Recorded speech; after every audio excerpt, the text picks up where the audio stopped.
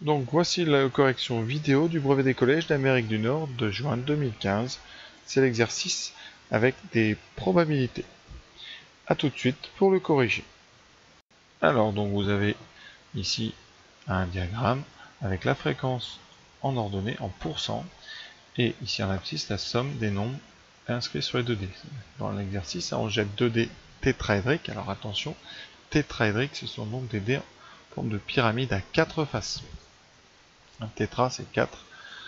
Et forcément, les faces sont numérotées de 1 à 4, puisqu'il y a 4 faces. Et on additionne les deux nombres qui sont apparus sur chacune des faces sur lesquelles sont posés les dés. Alors là, ça mérite peut-être un petit peu d'explication. Alors voici quelques solides avec lesquels on peut fabriquer des dés. Le plus connu, c'est le cube. Comment fait-on pour faire un cube? Vous avez 6 faces. Et par exemple, on sait bien que sur une des faces, comme celle du haut, on met un 1. Sur celle du bas, on va mettre le 6. On sait sur un dé à 6 faces que les faces opposées, la somme est 7. Le côté gauche, par exemple, on va mettre 4. Celui d'en face, 3. Sur la face du fond, je vais mettre en pointillé, j'aurai un 5. D'ailleurs, j'aurais dû mettre le 6 ici en pointillé. Et sur la face de devant, vous aurez un 2. Voilà. Pour le dé tétraédrique, eh bien, il est ici. C'est une pyramide à 4 faces. Chaque face est la même. Et donc, vous avez 4 faces. Sur une des faces, on va mettre le 1, celle de devant. Sur celle, par exemple, d'en bas, on peut mettre le 2. Celle du côté ici, on mettra le 3. Celle du fond ici, on mettra le 4. Et évidemment, il faut qu'il soit lisible. On va le mettre à l'envers parce qu'il faudrait qu'il soit visible par l'autre côté. Et sinon, évidemment, ça c'est la face numéro 4. Et la face 1 est devant vous. Ici. Il existe aussi des dés à 8 faces. Alors vous prenez deux pyramides, les unes sur les autres, et comme ça, vous numérotez première face 1, 2, et puis il doit y avoir une règle certainement, donc 3, par exemple 4, etc. Et vous avez 5, 6, 7, 8 en bas. Après, vous avez des formes pour... ici, vous voyez, c'est un à 10 faces. Donc vous avez 10 faces. Ici un peu plus. Ici, ça doit être 12, je pense. Et comme ça, il existe des dés à 10, 20, 30 faces. Comme sur les photos que je vous montre tout de suite. On voit ce que j'ai un petit peu trouvé en cherchant sur internet. Donc vous voyez, ici vous voyez en noir des dés à 12 faces, 8 faces, 6 faces, ici ça doit être un dé à 9 faces, peut-être 10 faces ici, pardon. Ici, donc vous avez un tétraèdre ici. Alors en général dans la pratique, on n'inscrit pas le numéro sous la face. C'est un peu particulier, c'est pour ça que vous avez sorti ce dé bleu ici. Quand vous jetez le dé, il tombe comme ça, vous voyez. Et vous avez comme ça les trois numéros qui sont inscrits. Et à chaque fois, on a comme ça pas besoin de soulever de la pyramide pour trouver ce qu'il y a dessous. Ici, ce qu'il y a dessous, ça sera le numéro 1. Cette face ici, quand elle tombe, eh bien, pardon, c'est pas le numéro 1, dessous, c'est le numéro 4. C'est ce qui apparaît en haut. Vous voyez comme ça, si vous regardez celle-là ici, eh bien quand il tombe comme ça, on lit toujours le numéro qui est en haut de la pointe. Et sur les trois faces que vous voyez, eh bien vous aurez le même numéro. Alors, on vous laisse le soin. Alors par exemple, en dessinant, ça donne ça. Vous avez votre pyramide. Voilà. La face cachée derrière. Il y a deux faces cachées. Et vous inscrivez sur la première face de devant, par exemple, 1. Normalement, vous pouvez les écrire dans le sens de la lecture 2 et ici 3. Sur celle d'à côté, vous allez mettre le 1 en haut. Et ici, vous mettrez le 3 dans le sens comme ça. Et ici, vous mettrez bien le 4. Voilà. Dans la face du dessous, c'est-à-dire celle qui est comme ça en pointillé, et bien en bas ici c'est le 3. Ici ça sera la face du 2 et là ça sera le 4. Comme ça quand elle tombe, vous voyez quand il tombe ici, on lit la pointe du dessus. Et voilà comment on fait des dés à 4 faces. Alors je vous ai fait une autre photo ici. Vous avez par exemple un dé à 100 faces. Un dé à 100 faces, c'est une grosse boule avec ici les 100 numéros écrits et on lit le numéro qui tombe en haut de la boule. Vous avez ici un dé, alors je sais pas, il y a plus que 10 là, mais bon, il va y avoir une 15, vingtaine de faces, etc. Comme ça, ça sert beaucoup pour les jeux de rôle, hein, évidemment. Donc on lance un dé tétraédrique. Alors, lire la fréquence d'apparition de la somme 1. Alors, fréquence fréquence de la somme donc vaut 1. Alors vous regardez ici quelle colonne nous intéresse. Ici il y a une colonne, voilà, il n'y a rien. Donc, eh bien, c'est 0%. Justifier cette fréquence. Alors 0%, ça pourrait être ça pourrait être deux choses. Premièrement, soit ça n'arrive jamais, soit ça n'arrive jamais. Jamais. C'est-à-dire c'est vraiment exactement 0%. Soit ça arrive si peu que la colonne est très basse. Si peu que la colonne est trop petite pour qu'on la voit. Ça pourrait être ça aussi. Pour qu'on la voit. Voilà. Ici, qu'est-ce qu'on a? On jette ici. Donc on lance 2 dés. Donc au minimum, la somme vaut 2. D'accord? Vous ne pouvez pas y avoir une somme inférieure à 2. Conséquence, donc la somme égale à 1 n'arrive jamais. La somme ne vaut jamais 1. Donc, c'est pour ça que la fréquence est nulle.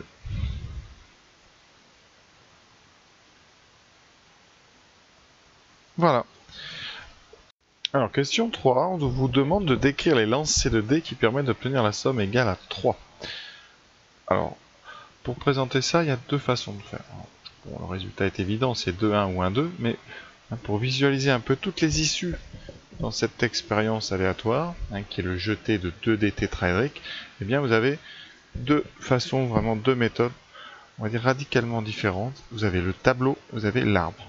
Alors le tableau sert souvent quand on a comme ça deux objets, qu'on lance deux objets ou qu'on répète deux fois quelque chose ou qu'on a deux étapes dans une expérience. Parce qu'un tableau, c'est des lignes et des colonnes. C'est donc on appelle un tableau à double entrée.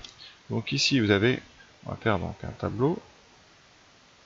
Donc un tableau c'est des lignes et des colonnes, vous avez bien compris. Et ici, en général, on fait un petit trait comme ça, une diagonale, et on va mettre le premier dé, par exemple, en ligne, premier dé, et ici, deuxième dé. D'accord? Et on va ici inscrire tous les résultats possibles que le premier dé peut nous fournir. Donc, vous avez la face 1, 2, 3 ou 4. Voilà, vous avez 4 issues possibles, 4 résultats possibles sur le premier dé. Et parallèlement, vous avez donc ce deuxième dé, qui lui aussi est un dé tétraédrique, et donc vous avez aussi 4 résultats possibles. Voilà. Donc sur le tapis, quand vous allez jeter vos 2 dés, vous avez, si vous avez compris ce qui est en train de se passer, vous avez 16 cases, donc 16 issues possibles de cette expérience. Enfin 16, quand vous jetez vos dés, vous avez 16 situations possibles. Tout d'abord la situation qui vous amène à 2, 1. Et nous ici on va tout de suite calculer, donc l'exercice c'est la somme, on va faire la somme. Donc ici si vos 2 dés font 1, votre somme fera 2. On va faire à la rigueur toute la diagonale, par exemple, si les 2 dés font 2, vous aurez une somme de 4. Les 2 dés font 3, une somme de 6. Les 2 dés font 4, une somme de 8. Vous voyez, et comme ça, on va regarder tout ce qui peut se passer.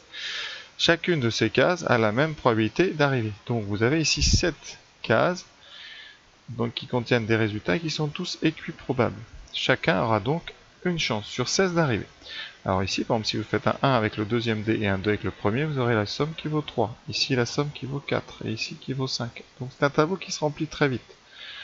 Ici, donc 3, vous voyez, 4, 5. Quand on descend, on augmente d'un, et quand on va vers la droite, aussi. Donc 3, 4, ici, 3 et 2, 5, 4 et 2, 6. 4, 5, 6, 7.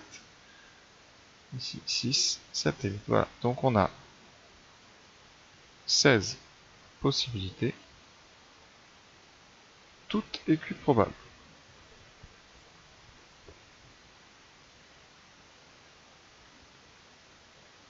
Voilà. Et nous, on s'intéresse donc à la somme 3. Donc, somme 3. Donc, les lancers de dés qui mènent à la somme 3, ben, on va regarder dans le tableau quelles sont les cases qui nous intéressent. Les lancers qui mènent à une somme de 3. Je vais essayer de faire bien, qui mènent à une somme de 3 sont les lancers, on va mettre dans l'ordre, hein, vous voyez, petit marqueur, vous avez donc dans le tableau, ici donc la case ici, et cette case là. Donc ça correspond à quel... C'est donc le premier dé qui fait un 2, puis un 1, ou un 1, puis un 2. D'accord? On ne vous demande pas la probabilité dans la question, on la demande dans la question B. Donc la question 3A, la voilà. C'est la méthode avec un tableau. Et si vous avez fait ça, donc on peut tout de suite faire la 3B. Hein. La probabilité d'avoir une somme égale à 3, eh bien, c'est donc 2 issues favorables sur les 16, c'est-à-dire 2 sur 16, donc 1 huitième. D'accord? Et si on met ça en pourcentage, c'est 0,125, donc c'est 12,5%. Donc ça, c'est la méthode avec un tableau. Maintenant, je vais vous présenter la méthode avec un arbre. Donc avec un arbre, eh bien, il faut prendre les choses dans l'ordre. Donc vous avez votre premier dé qui va vous donner des 1, 2, 3 ou 4. Et chaque issue ici est équiprobable, c'est un dé qui est régulier. Vous avez un quart, à chaque fois on inscrit sur chaque petite branche la probabilité qu'on a d'emprunter cette branche. Donc vous avez ici 4 issues, tout équiprobable, donc 1 sur 4. Là, vous avez une chance sur 4 de faire un 1, une chance sur 4 de faire un 2, etc. Au bout de chacune de ces 4 issues, pour le premier dé, on va inscrire les résultats possibles par le deuxième dé. Et donc vous aurez à chaque fois, vous voyez, 4 autres. Je vais essayer de serrer un petit peu, qui mènent toutes encore à 1, 2, 3, 4. Ici, 1, 2, 3 et 4. Ici, 1, 2, 3 et 4. Vous voyez que c'est l'inconvénient de l'arbre par rapport au tableau, c'est la taille que ça prend et le temps que ça prend à faire toutes ces branches. Alors là, j'ai 4 faces, si vous imaginez. 4 faces, on a 4 x 4, 16 issues à la fin. Si on prend un dé à 6 faces, vous aurez 36. Donc après, ça rentre très mal sur les feuilles. Donc on préférera toujours les tableaux quand il y a 2 étapes. Après, visuellement, c'est un petit peu moins joli comme ça, mais par contre, il y a vraiment du sens. Ça veut dire qu'ici, vous voyez, on va inscrire, c'est pareil, la probabilité de faire un 1, 2, 3, 4, quel que soit ce que vous avez fait avec le premier dé, ici, toutes les branches, de toute façon, ont des 1 quart. Donc on va pas les écrire tous. Voilà. Maintenant, on regarde dans cet arbre, quels sont les chemins qui nous intéressent. Alors, je vais changer de couleur. Voilà. Nous, on veut des chemins qui font 3. Alors, où sont les chemins qui font 3? Vous pouvez regarder ici à droite la somme. Ici, vous avez 1 plus 1, 2. 1 plus 2, 3. Ici, vous avez somme. Et si vous écrivez les sommes, là, vous avez 2. Là, vous avez 3, 4, 5. Et il faut chercher un petit peu là-dedans toutes les sommes. Alors, je vais les écrire. Ici, 5. Ici, 6. 3, 5, 6, 7. 5, 6, 7 et 8. Et on regarde là-dedans quelles sont toutes celles qui mènent à 3. Et vous en trouvez 2. Ici et là. Donc il y a 2 chemins qui nous intéressent. C'est le chemin qui fait d'abord un 1, puis un 2. Ce chemin, c'est le chemin 1, 2. Et la probabilité de 1, 2, dans cet ordre-là, ça sera donc le produit des probabilités que vous allez rencontrer en parcourant. Et donc vous aurez un quart multiplié par un quart. Vous avez une chance, une sur 16, une probabilité de 1 16e de faire un 1 puis un 2. Vraiment en numérotant les dés. Et vous avez un deuxième 3 qui est ici, c'est le parcours 2, puis 1. La probabilité de ce chemin 2, 1, eh bien c'est pareil, vous allez emprunter une branche 1 quart, une branche 1 quart, c'est donc 1 16e. Le résultat de tout ça, c'est que la probabilité de faire 3, donc la probabilité d'avoir une somme égale à 3, eh bien ça va être la somme des deux probabilités qu'on vient de chercher ici. C'est-à-dire 1 16e. Une fois sur 16 en moyenne, vous allez faire 1, 2, et une fois sur 16 en moyenne, vous allez faire 2, 1. Donc, la probabilité, c'est du 2 16e, c'est-à-dire 1 huitième. Et comme tout à l'heure, ça fait 0,125, et donc 12,5%. Donc voilà la méthode avec un arbre. Maintenant, on va passer, donc ça c'est la question 3A et 3B en même temps, mais j'ai pas fait la dernière, c'est expliquer pourquoi ce résultat est différent de celui qu'on a obtenu à la question 1. Alors, on a trouvé que la probabilité de la somme vaut 3, c'est 12,5%, et la fréquence de somme vaut 3, c'est 15%. Alors c'est une fréquence sur 1000, c'est très important. Hein. Voilà. Pourquoi ce résultat est différent? Alors il pourrait être le même, ça c'est la première règle, on pourrait tomber sur une fréquence de 12,5. Voilà. Là, c'est vraiment carrément le cours entier qu'il faudrait refaire sur les probabilités. Qu'est-ce que signifie une probabilité de 12,5? Alors quand on fait une probabilité de 12,5, c'est-à-dire qu'on évalue les chances d'avoir un 3 dans cet exercice. C'est-à-dire qu'en moyenne, on va vous dire, on a 12% et demi de 3 sur 100 lancés. Alors, supposez que vous fassiez un lancer, évidemment, vous voyez, si vous faites un lancer, la fréquence, si vous faites qu'un seul lancer, soit vous avez 3, soit vous n'avez pas 3. Donc la fréquence sera soit de 100%, soit de 0%. Quand vous allez lancer 2 fois, vous aurez soit donc 0 fois la somme qui vaut 3, soit 1 fois la somme qui vaut 3, soit 2 fois la somme qui vaut 3. Et c'est pareil, vous aurez donc soit du 0%, soit du 1 sur 3, donc du 33, soit du 2 sur 3, du 66%. Et ainsi de suite. Voilà. Ce qui fait que la fréquence pour un échantillon donné de 1000 lancés ici, ou de 2000 lancés, ou de 3000 lancés, n'est que très rarement égale à la probabilité exacte. Vous allez par contre, ce qu'on sait, c'est ce qu'on appelle la loi des grands nombres. La loi des grands nombres. C'est que le hasard, ça n'existe pas vraiment en probabilité. C'est-à-dire qu'à partir du moment où votre dé n'est pas truqué et qu'il est bien fabriqué, vous avez, parmi tout ce hasard, en fait, quelques règles. Et la règle la plus importante, c'est ce qu'on appelle la loi des grands nombres. Ça veut dire que quand vous multipliez le nombre de lancers, c'est-à-dire que vous augmentez ici, si vous faites sur 10 000, sur 100 000, et bien la fréquence